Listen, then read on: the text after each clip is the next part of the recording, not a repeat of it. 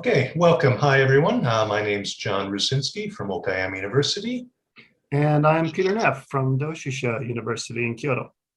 So we've all had a journey, sometimes good, sometimes bad in the past year, but here's a journey maybe you haven't thought of, is the journey of using humor in online teaching. We were fortunate to talk to many teachers about this topic, and we'll compare that with our own experiences in this presentation. So let me jump into our slides.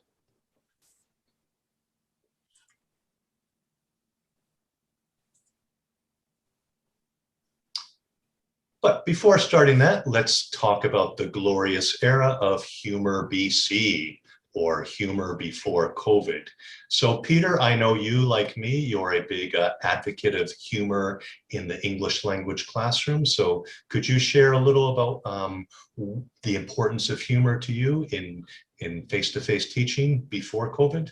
Oh yes, I remember those glorious times, John, back before we were all wearing masks in the classroom, or even if there was a classroom, non-digital one that is.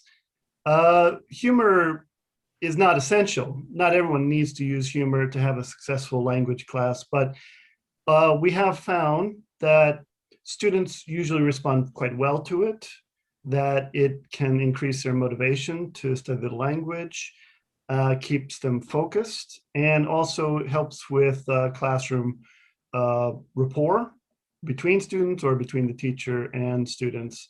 But of course, this is all from experiences before COVID, as you said before. So we're going to look a little bit beyond that into the effects of online teaching.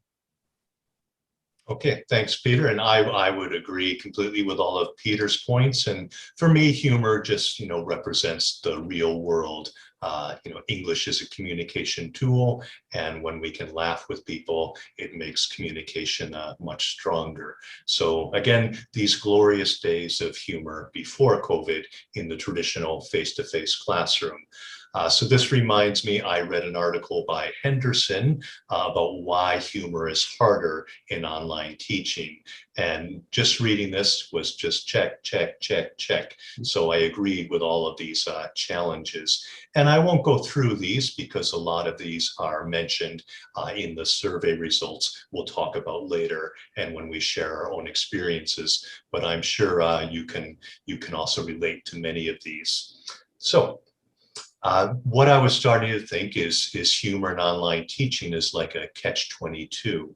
So this difficult situation where you really want to do something, but you can't because of the challenges of the other situation, kind of made famous by the novel by Joseph Heller. So what I mean by this, our students, just like us, I'm sure had a lot of anxiety, a lot of trouble with this new online learning. So usually we like to use humor as a tool to relax learners, but we were finding, maybe like Henderson, that humor was much more difficult. So we couldn't have one without the other. So we became curious to do a little survey and find out other teachers' perspectives about this. So Peter will now share this. Right. So earlier this year, most of us had had a year now to get used to what for majority of us was a very new teaching context, teaching exclusively online, teaching language classes, communication classes, all on the digital arena. So I think many of us found that was doable, but it's not the natural context we're used to. We were curious because we had our own experiences with this, how other language instructors felt or responded, especially in using humor. We'd done survey research in the past about how instructors view humor, how students themselves view humor. And so we wanted to kind of take this to the next level after everyone had had a year of this online teaching. Now, we collected data from about 60 instructors throughout Japan, and we were pretty surprised at the broad variation of the responses we received. But at the same time, it kind of reflected our own experiences. On the one hand, some people might feel that online platforms like Zoom are restrictive. They prevent us from communicating or using humor in a natural way. Others might not be so bothered and maybe even look at it as an opportunity to try new types of humor. Like I said, these reflected John and I's own experiences. So it was very interesting to see the range of responses.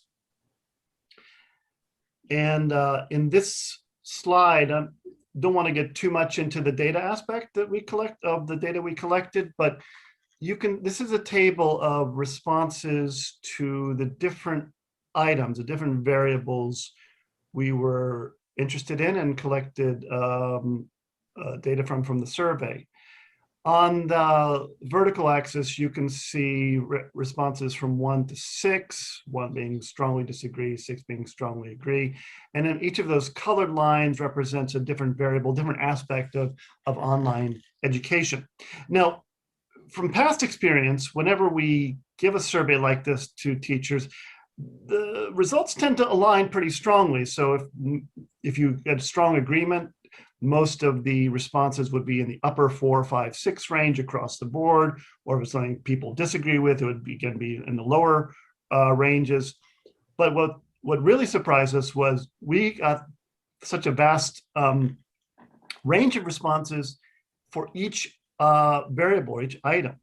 Some people, for example, strongly disagreed that there's a big difference between online and face-to-face teaching, and other people strongly agreed, and everybody also, and all the possibilities in between. So, and other variables, the benefits of teaching or the challenges of teaching, we got similarly broad range of responses. I myself has struggled more than I think John did with adjusting to humor in this online context. And so I'm going to talk a little bit about the struggles that can come up. And I'll mention my own struggles, but also use some quotations from the participants in our survey as exemplars of these kind of struggles. So let's start with the obvious technical issues. So this is something a lot of us dealt with, particularly at the beginning, last year when we were just starting out with online teaching. And it's such a basic thing, but it is technology, and technology can go wrong in all sorts of ways, which I think many of us discovered. This quote kind of shows part of that issue. The humor needs to be tempered by attention to learners who struggle to even join a session thanks to technical difficulties. It's harder to relax. And yeah, we can make a joke about the technical difficulties themselves, but once you get settled in, that doesn't mean the technical difficulties all go away. And they can even contribute to a lack of understanding, not only of the humor, but of the lesson itself. And it just creates tension and awkwardness, which makes humor sometimes difficult to break through. Okay, in the next slide, we have a couple more quotes about this.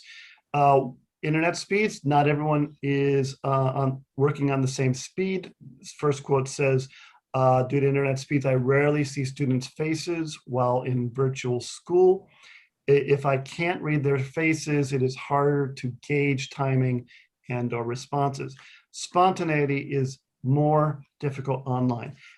That quote really hit home for me because different types of teachers use different types of humor for different functions in their classes. And in my case, probably the most common type of humor I use is just spontaneous, at the moment, a joke or a funny quip to ease attention, as sort of a bonding device. But when you rely on spontaneity like that, it's much more of a challenge to do it when you're not all in the same space.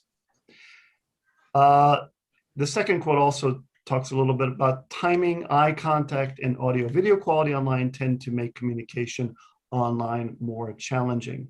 So again, going back to not only technical issues, but what we might call contextual clues. So these contextual clues can come from both directions and affect participants on both sides, teachers and instructors. As teachers, whenever we use humor, we're usually, if we're conscientious, we're looking at how our students are reacting. Are they laughing? Are they confused?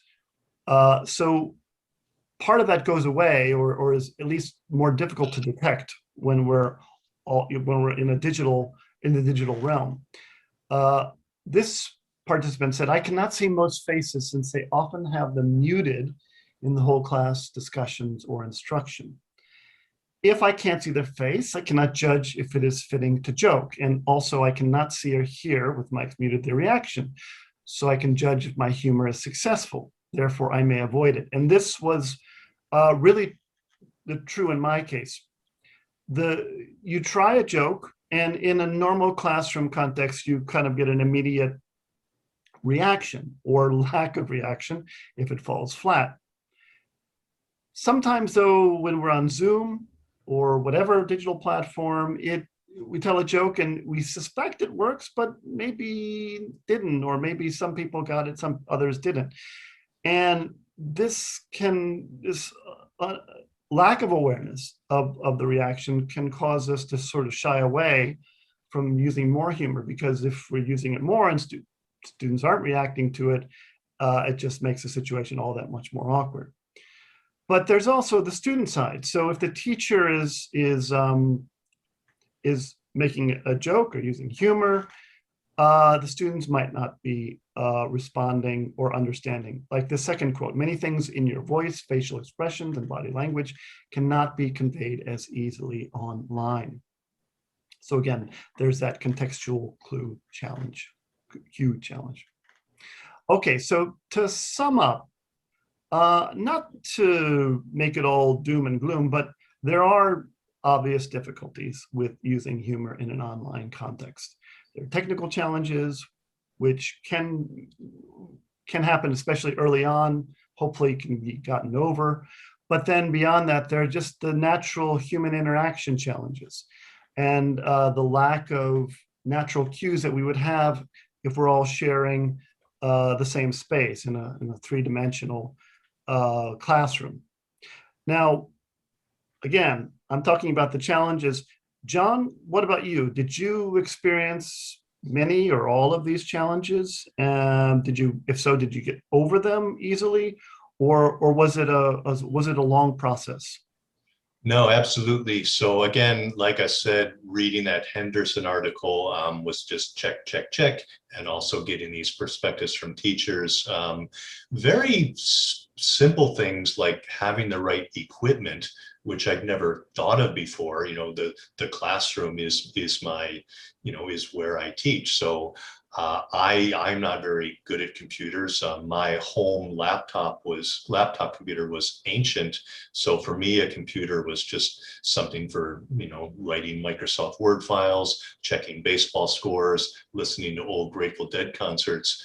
And then suddenly I'm teaching through this old laptop, just assuming the students could hear me, just like in the normal classroom where students usually appreciate my clear and loud speaking style. But I just noticed that absence of contagious laughter. And it was very frustrating because I kept thinking, I know in the classroom students would laugh here, but probably it was just my old webcam on my computer, maybe internet speed, that there was a delay or static. So students probably weren't hearing me clearly until I upgraded my computer and equipment. So it took time to overcome all of these challenges. But Peter, are you ready for some good news? I am. Please, let's have it. Okay, so again, as Peter said before, these survey results were very divisive, and some people said it was just so challenging, but some people thought this was not really much of an issue at all to keep incorporating humor even into online teaching. So here are some examples. Some teachers said, this is a new context, it takes time, but humor still works. Here are two similar quotes. One, no humor, no fun, and that is not good. I use different masks, wigs, clothing, music, bad jokes, handouts, anything really that I used in the face-to-face classroom. I just need to plan how to work it into Zoom. So I think this teacher was saying how, props or other things are actually much easier. If you're teaching at home, you have much more access to things to, brighten the atmosphere, both the teacher and students. And participant 54 agreed with that. Both venues have possibilities for humor. You need to think ahead about what works best in each situation. And I do agree with Peter that a lot of my humor is spontaneous, interactional. But, when we were new teachers, it took us time to get that timing down to see what kind of humor did work and what badly failed in the EFL context, or more specifically in the Japan context. So a lot of people said, it just takes time. You have to think about it, but why avoid humor? We can still use humor. I think maybe I need more wigs. How about you, John? Yeah, I'm wearing my gray hair wig today just to, make this presentation more interesting. Yeah. Excellent choice, by the way. Yeah, I got thanks. the bad jokes down. That's one thing I don't need any help with. Okay. Now I don't know if this is a technical difficulty or it's just not funny. We'll discuss that later. Okay. So another teacher talked about how it is a different context, so we just use different humor. And this teacher wrote, humor doesn't depend on someone speaking directly to you and you answering them in person. I use more memes and humorous video clips in online teaching, more humorous articles in face-to-face classes, stuff like that. So we're not all doing synchronous teaching. So asynchronous teaching perhaps, gives us more opportunity to fit in these humorous materials. So this teacher just looked at humor as irrelevant. Just with any type of classroom planning or class planning, whether it's online or whether it's face-to-face, it is a different context. And one very positive note, this teacher talked about how, being online, especially if it's asynchronous, can actually give students more time to digest the humor. That is the risk of the classroom. You tell a joke, half the class gets it, half the class doesn't. Humor can be both motivating and demotivating. So especially in a second language, it takes time to get humor. So this teacher wrote, humor in materials, same. Humor online, sometimes more salient if PowerPoint is being used because it's easier to see for all students. So if you're on Zoom, if you're making videos, students might actually see your PowerPoint slides better online. Not like if they're sitting in the back of the classroom. I have students that show up to class, I forgot my glasses. Well, how do you forget your glasses if you wear glasses? But, I'm sure we've all heard students say, I can't see. So in a strange way, humor can sometimes work more effectively online. And I really like this one because, again, with the online teaching, keeping that community that often comes from humor and helping students, get through this difficult journey, the humor was so important. And again, whether in the classroom or online, humor should never be just teacher generated. And this teacher made this great point. Students made their own videos using Flipgrid, which were sometimes humorous. They wrote about the need to try and include humor in presentations. I used those examples in subsequent lessons. And I can also say, many of these, I did not say to the students, try to be funny, try to be creative. It was just very natural, and using Flipgrid or the other tools kind of gave them more time to create humor. So we see on the right everyone's favorite Japanese food of natto, and not really a humorous example, but just showing the access of props or different things. I had a student give a presentation about taking a natto trip in Japan, and he actually had natto and put it up to the camera to show, the stretchiness, the awfulness of it, etc. And this is something that I hope probably would not happen in the classroom. So again, not so humorous, but more creative. So these are just example, both teacher and student generated humor. We might have even more opportunities or, different opportunities online. So again, just to sum up, we do have these success stories, and it was very encouraging to. I did have some of my own experiences, but it was great to hear these different success stories from teachers. And Peter, I think you felt the same way reading the qualitative responses. Oh, absolutely. I mean, first of all, it was heartening to hear teachers who had some of the same struggles I had. Just because we do tend to feel isolated sometimes as instructors, and there's nothing like digital technology to make us feel even more isolated.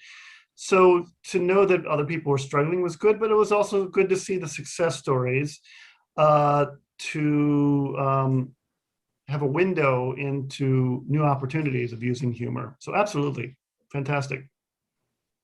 Okay, so we've looked at both sides now. And let's be honest, using humor in online teaching is a challenge. Online teaching itself is a challenge. But one of my favorite qualitative responses from the whole survey is on the next slide here. So if Peter wants to start that one. Yeah, so I'll talk about the challenges part. As with many aspects of online teaching, it's difficult to see clearly what students are doing and feeling and how they are reacting in any given moment.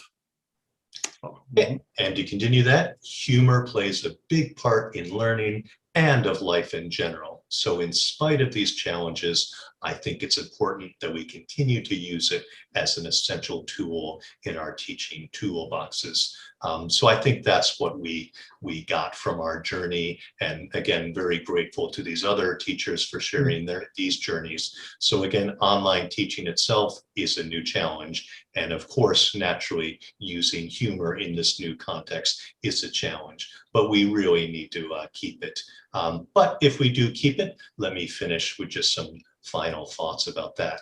So these are both my own experiences and also what we picked up from some of the qualitative responses. So 3 points to consider when using humor in online teaching. First, again, humor is not the priority. As Peter said in the beginning, humor is not necessarily essential. And, we still might have new classes, new students who are, uncomfortable with Zoom or other online formats. So the first thing is to make sure, you can show that you're approachable as a teacher. You're going to help students with all of these new journeys, and then you can move on to the humor later. So humor is not the priority in this context.